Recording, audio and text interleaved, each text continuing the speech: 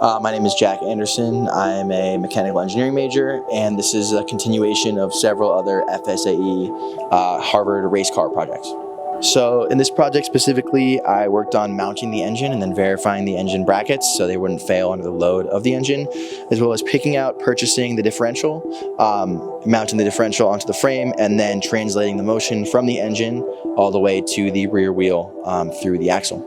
One of the reasons I decided to choose this project is I wanted to learn about race cars. I'm a fan of racing, so I wanted to learn go into the process of how you build one and how you test them and how you kind of verify what these cars are doing. So that was really cool. I got to learn how to weld. Super awesome experience to work with all the staff at the shop in Harvard and just kind of get to know everyone around there. And it was really, I ended up learning a ton about the process and learning a ton about racing.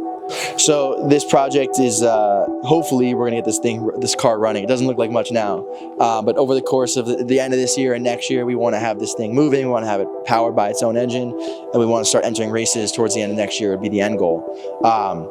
I am working next year at a construction company that builds airplane hangars, so I'll be out in White Plains looking at airplane hangars for private jets.